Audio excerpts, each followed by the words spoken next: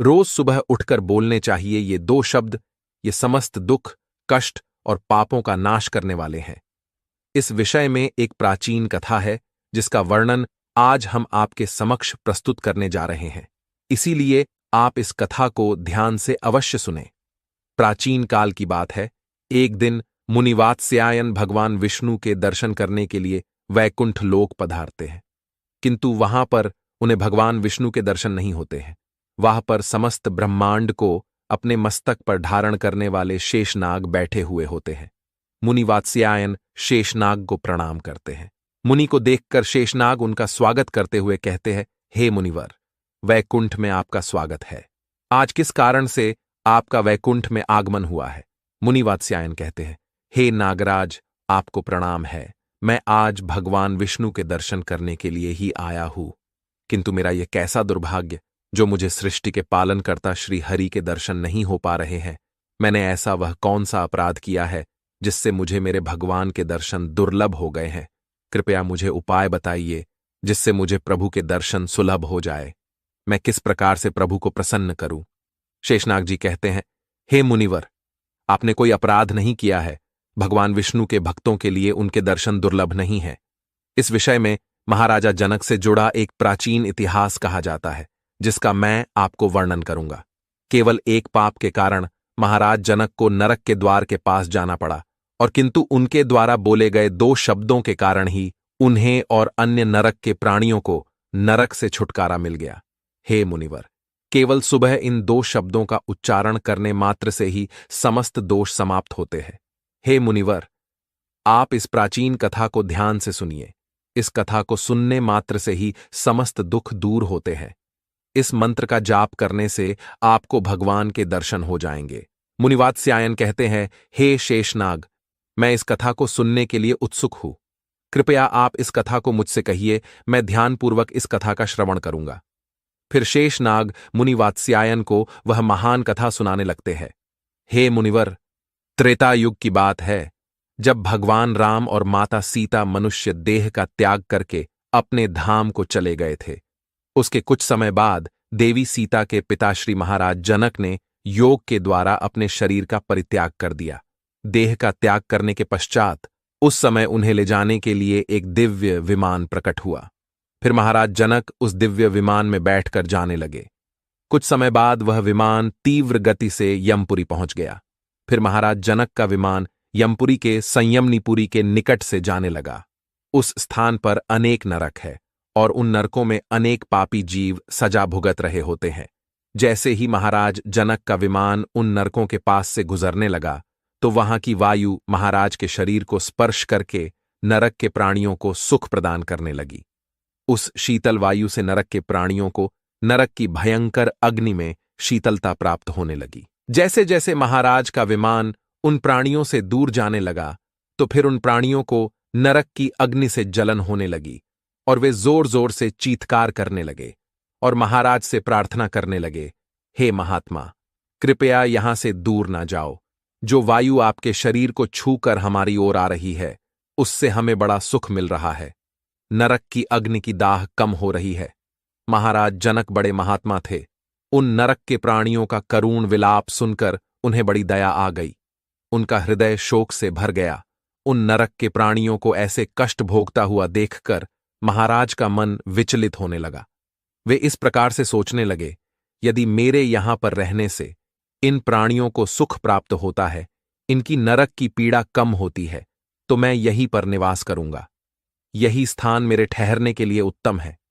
इतना सोचकर महाराज जनक उन प्राणियों को सुख प्रदान करने के लिए नरक के द्वार के पास ही रुक गए।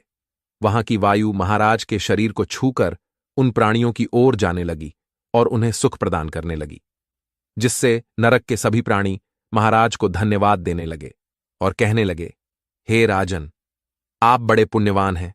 हम पापियों को सुख प्रदान करने के लिए आप उत्तम लोक का त्याग करके यहां पर ठहर गए हैं। फिर कुछ समय के बाद उस स्थान पर नरक के देवता यमराज आ जाते हैं। यमराज देखते हैं कि महान पुण्यात्मा तथा दयालु महाराज जनक नरक के द्वार के पास खड़े हैं। महाराज जनक को वहां पर खड़ा देखकर यमराज को बड़ा आश्चर्य हुआ। वे महाराज जनक से कहने लगे, हे राजन, आप तो बड़े पुण्यात्मा हैं, समस्त धर्मात्माओं के आप शिरोमणि हैं।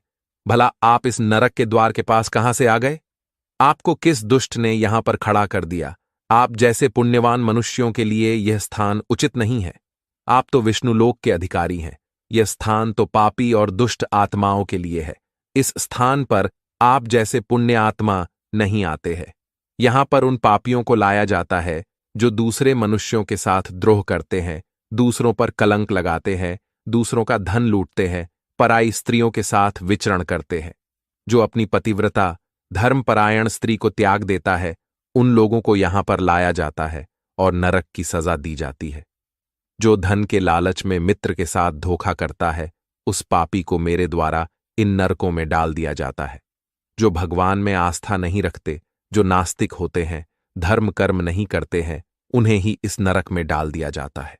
जो भगवान विष्णु के नाम का स्मरण नहीं करता, जो समस्त नरकों से मुक्ति दिलाने वाले भगवान विष्णु है, उनकी पूजा कभी नहीं करता, उन मनुष्यों को ही इस नरक में गिराया जाता है। बड़े बड़े पाप करने वाले प्राणियों को मेरे दूत घसीटते हुए लाकर इस नरक में गिराकर भयंकर दंड देते हैं। इसीलिए हे राजन, आप इस स्थान से चले जाइए। आपके जैसे भगवान विष्णु के भक्त को यहां पर ठहरना नहीं चाहिए। आप श्रेष्ठ विमान में बैठकर वैकुंठ लोक को जाकर समस्त सुखों का उपभोग कीजिए। यमराज के द्वारा इतना कहने पर महाराज जनक कहने लगते हैं, हे धर्मराज, इन प्राणियों का करुण विलाप सुनकर मुझे इन पर बड़ी दया आ रही है। मेरे शरीर से स्पर्श करके जो वायु इनकी ओर जा रही है, वह इन्हें सुख प्रदान कर रही है। इसीलिए मैं इन प्राणियों को ऐसे कष्ट में छोड़कर नहीं जा सकता। यदि आप नरक में पड़े इन प्राणियों को छोड़ दें तो मैं यहां से चला जाऊंगा। फिर यमराज कहने लगते हैं, हे राजन, देखिए, आपके सामने ये जो पापी खड़ा है, इसने अपने मित्र की पत्नी के साथ अत्याचार किया है, जो इसे अपना भाई मानती थी। इसीलिए मैंने इसे 1000 वर्ष के लिए इस नरक में डाल दिया है। सजा भुगतने के बाद इसे सूअर के जन्म में डाल दिया जाएगा।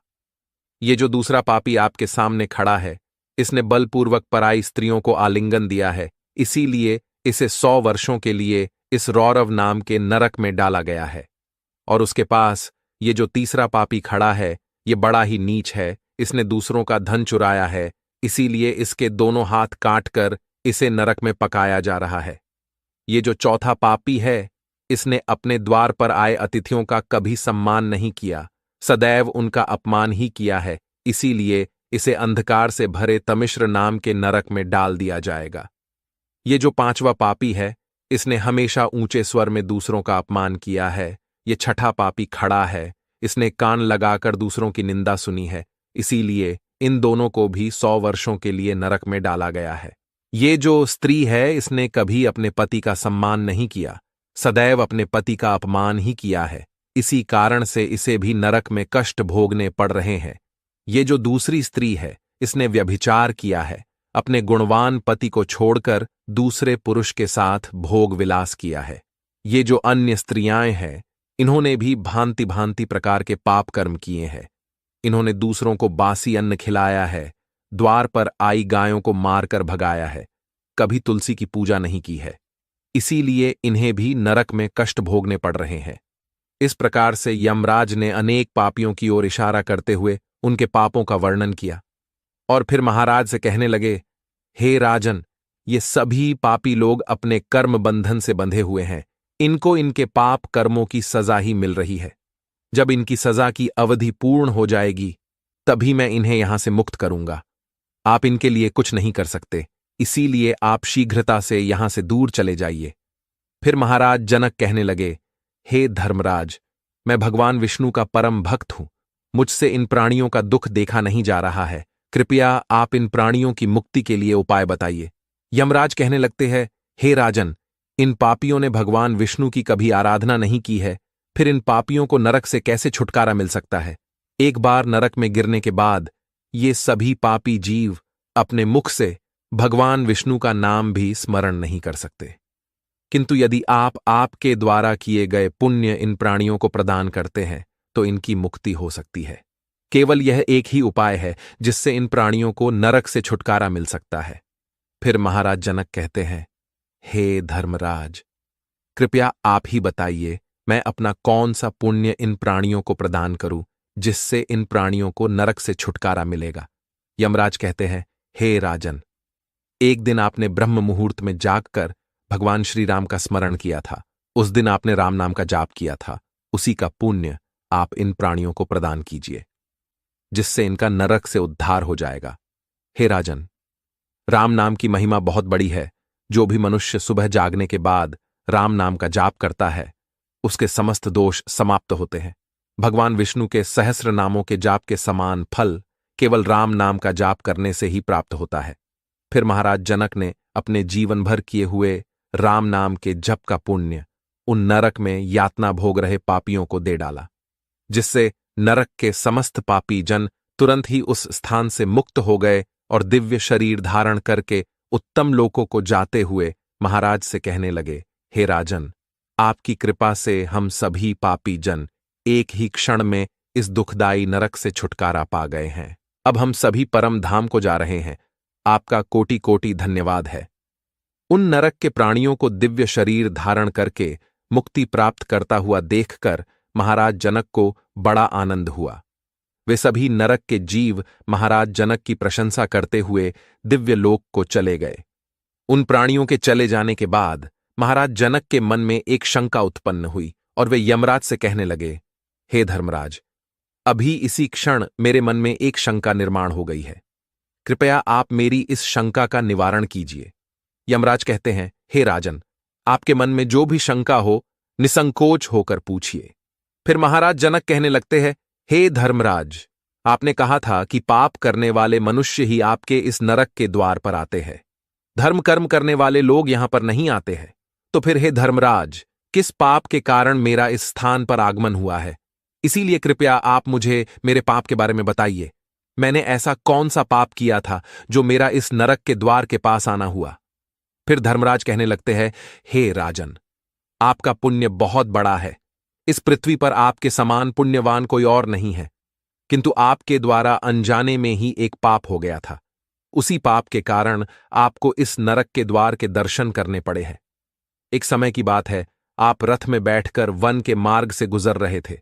वहां पर एक गाय वन में चर रही थी। आपका रथ उस गाय के सामने चला गया, जिस कारण से आपके द्वारा अनजाने में ही उस गाय के चरने में रुकावट निर्माण हो गई थी।